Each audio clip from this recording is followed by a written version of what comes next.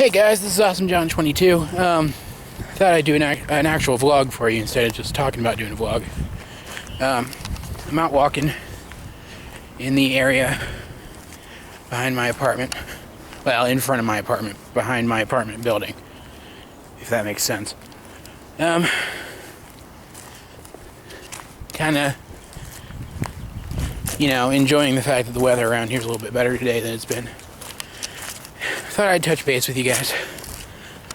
My computer looks like it might be a lost cause. I can still get onto the internet and log on to the computer and stuff, but for the most part, and the lighting is terrible. For the most part, there we go, that's better. I am just, it's not looking like I'm actually going to be able to run much on it. It keeps crashing. I think it might be an issue with Windows updates not getting through. I'm worried I'm going to have to format the hard drive, which is going to suck. I'm going to take it to this guy I know who gives me some pretty good prices. Get a kind of a second opinion from him first, see what he can do. But yeah, it's really annoying. Ooh, a bird. But yeah, so I'm not going to be able to do any real video editing or anything. Not that I really know all that much about it anyway. But something I want to learn, and I can't practice if I can't run more than like one or two applications at a time for more than a few minutes without getting the blue screen of death. Yeah, I'm not sure when that's going to happen, when I'm going to take it up to see him. I'm a little brokish, which is never a good thing when you're trying to fix a computer, as I'm sure many people out there know. It's like a marsh over here. Check out. Ew. Yeah, but anyway. Whee! I've got this really cool creek back here. I'm gonna go walk along the creek a little bit. Something I really like to do. Figured I'd actually do the vlog while I was walking.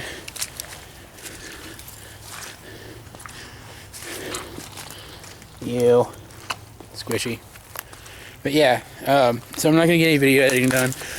So I thought I'd at least tell you what my big vlog I've been trying to work on is about.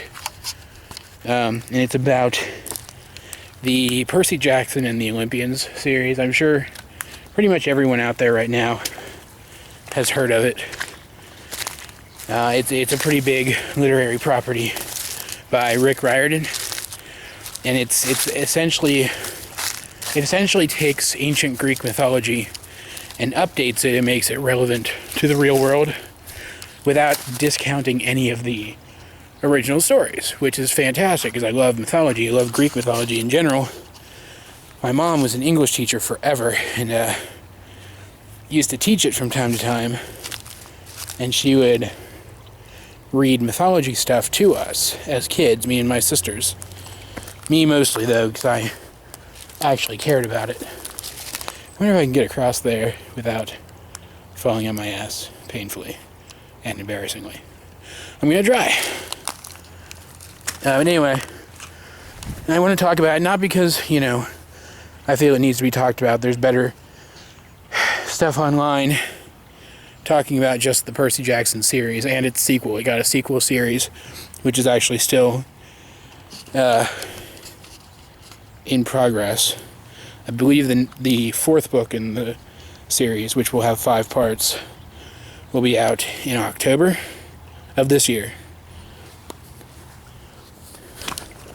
Whoa! I didn't die, so that's something. But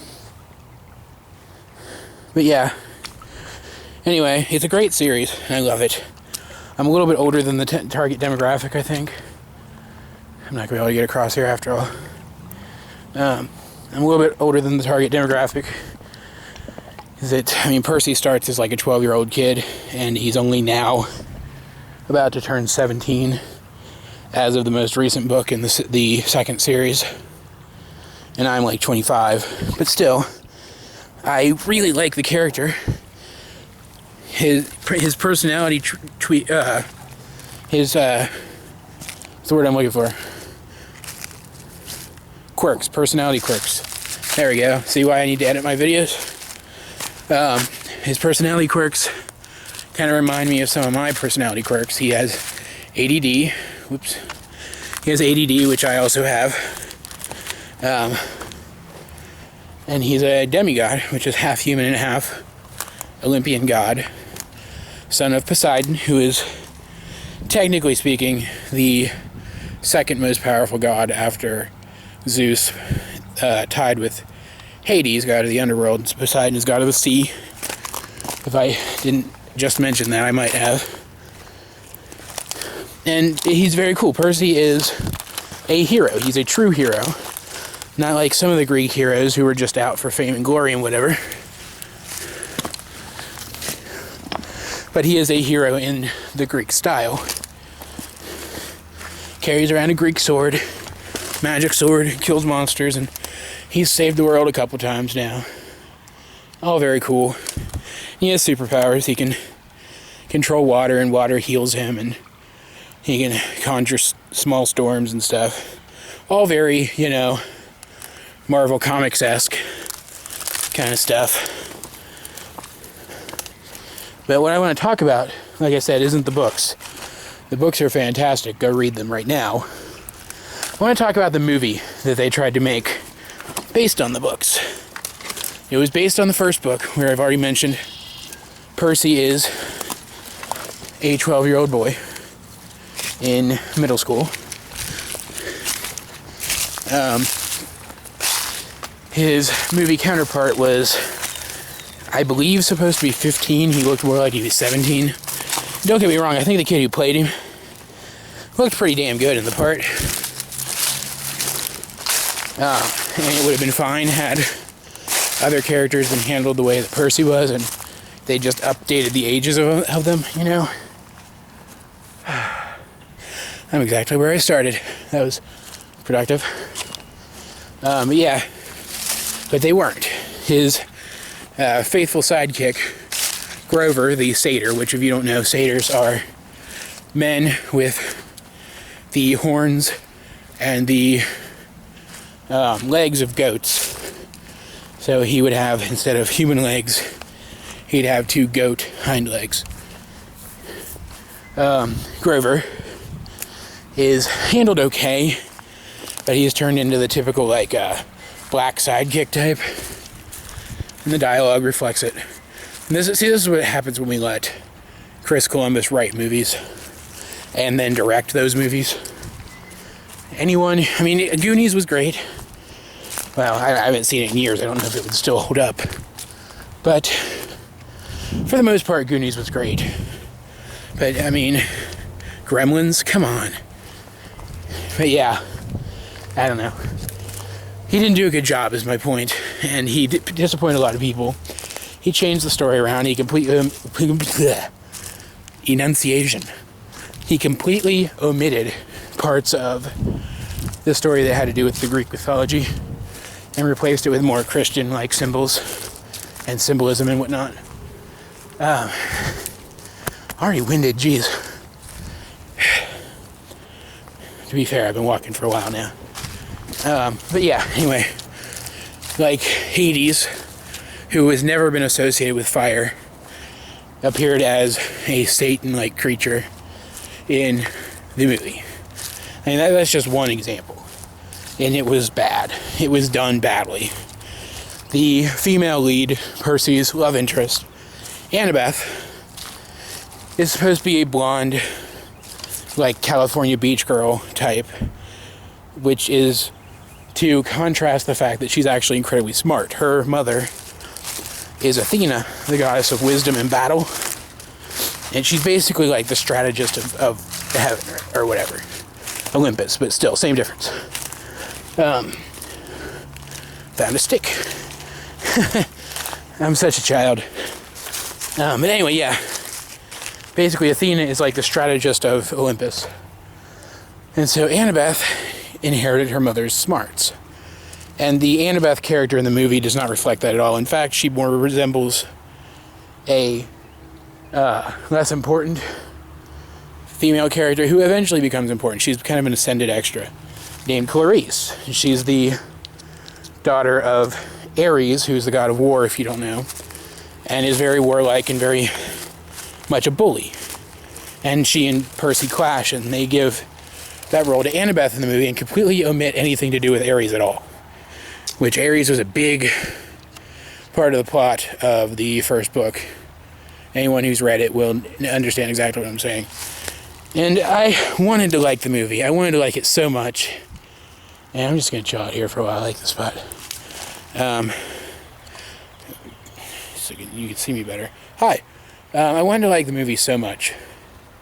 And to a point I did, because it was still Percy and he was still doing stuff. But Annabeth was wrong.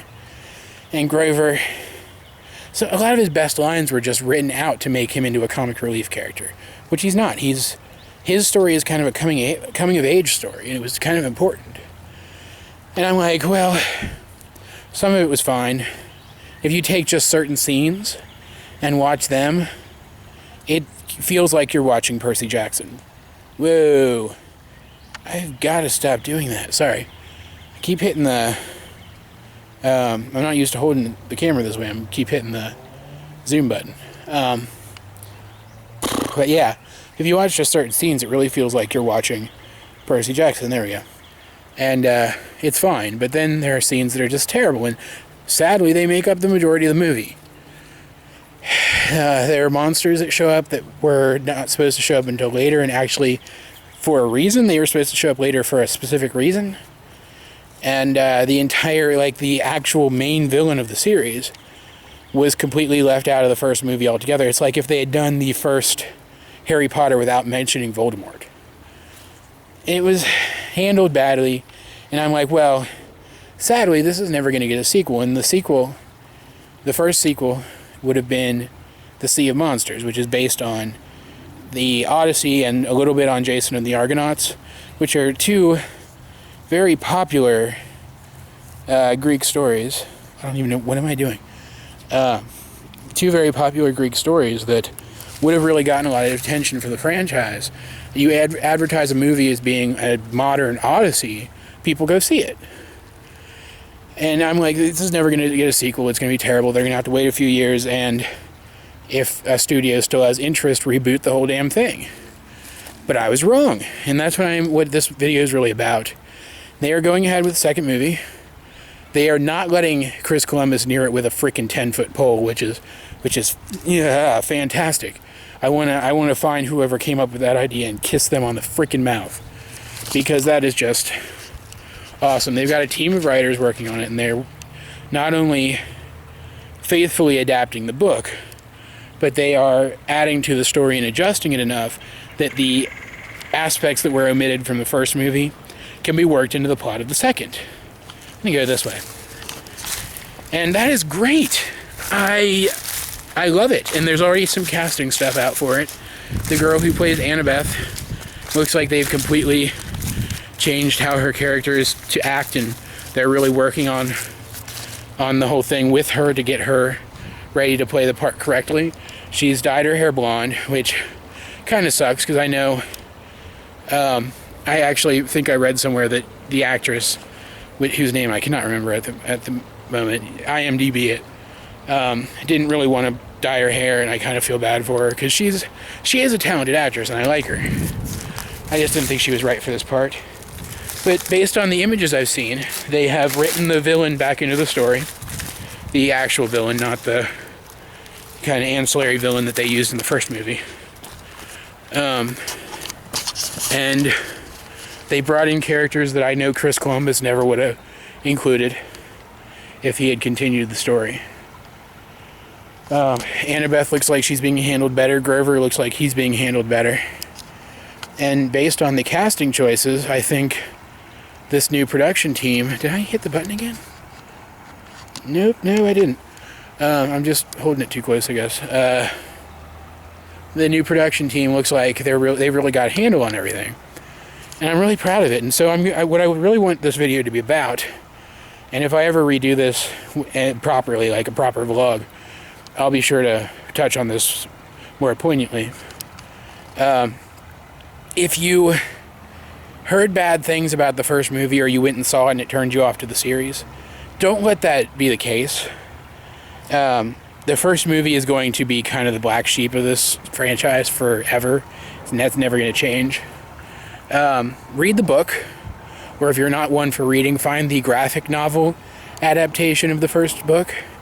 It's fantastic. It cuts a couple things out, but only things that you can do without seeing, or, you know, things that they can make up for later, I guess, just to save time, because it is only one graphic novel covering an entire book, which is 20 chapters-ish, and it's pretty hefty on content. And then go see the second movie when it comes out, because the second movie, from what it looks like, and I could end up being very wrong about this, is actually going to be a fantastic movie that is faithful to the aim of the franchise, and adds to it rather than detracting from it. And those of you who have been turned off to the franchise because of the first movie, or have been turned off to the movie franchise because of the first movie, need to support this movie, because if it is good, they're going to need to... they're going to need our support to get future sequels. I guarantee the studio is being very apprehensive about this one. So if it does poorly, they likely will not continue, even if this movie is good. And that's kind of where I'm at. And that's kind of the point I'm trying to get across. It is... Let me head back, actually. It is, technically speaking, a young adult series, but it's charming and interesting, and it's very educational. The stuff in it that is taken directly from the mythology is not only manages to be accurate to the mythology, but relevant to today, which is fantastic from an educational purpose, because it teaches kids the mythology, which I know a lot of English classes and Latin classes, I think, do. But it gives them a handy guide to how those stories might be relevant to us in modern times. It's amazing.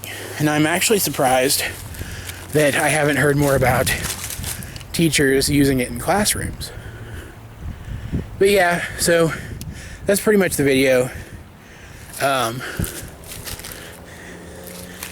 I guess the gist of what I'm trying to say is check this franchise out. You'll probably like it. Rick Riordan's a great writer. He's done books for adults too. So if you read Percy Jackson and you like the writing style but wish the stories were a little more mature, you can try out his books for adults. He has done not so much a spin-off of the Percy Jackson continuity, but a continuity extension where he's incorporated Egyptian mythology into the same universe without actually overlapping them, which he is going to do in a brief crossover, but for the most part he keeps them self-contained while admitting that they exist within the same universe, which is fantastic. And they're pretty good too. They're not as good, I don't think. And I know they're not as popular, but they're good enough to try out too. They're more based around magic, because in ancient Egypt there were magicians who said they got their power from the Egyptian gods. And he says, you know, good angle, and the two main characters are Egyptian magicians. And it's very cool. And the way he portrays the Egyptian magic is interesting. Like I said, though, I don't like it quite as much. Still fun to read. And there is an actual spin-off / sequel called The Heroes of Olympus, which the original Percy Jackson was all from Percy's point of view, first person. This is third person limited point of view, from the point of view of multiple characters each book. And the books are longer, they're more intricate, and the story is more developed, I think. And it gets a little annoying sometimes because there are a lot of characters to keep track of. But I really like the way it's going, and it's not finished yet. So it gives me more Percy Jackson to look forward to. But check it out. The first book is called... The series itself is called Percy Jackson and the Olympians. The first book is called The Lightning Thief, and it deals with the king of the gods, Zeus. His master lightning bolt, the most powerful weapon in the universe, has been stolen, and he thinks Percy did it. And now Percy has to get it back before Zeus smites him. I'm home already, so I'm just gonna stand here for a minute. It's very cool. Sinuses are killing me. It's very cool, very interesting. The pacing is great. The character development is great. Percy is sarcastic and witty and smart, yet at the same time he's not very knowledgeable. So it makes for some very interesting comedic situations. It's silly enough while managing to be serious. It's like a perfect blend of comedy and drama and action. I guess I kind of just dare you guys to read these books without feeling like Percy Jackson might be your new hero, you know? So I'm going to stop there. Like I said, I'd like to do this video again proper some point in the future, and I probably will once I get my computer straightened out. Until then, I have a review coming probably tomorrow, possibly Friday, but most likely it's going to be tomorrow. Like I mentioned earlier this week in my Justice League 7-pack review, it's going to be of Prime Beast Hunter's Smokescreen, which is a great toy. But you'll have to watch the review to find out why. But yeah, I will talk to you guys later.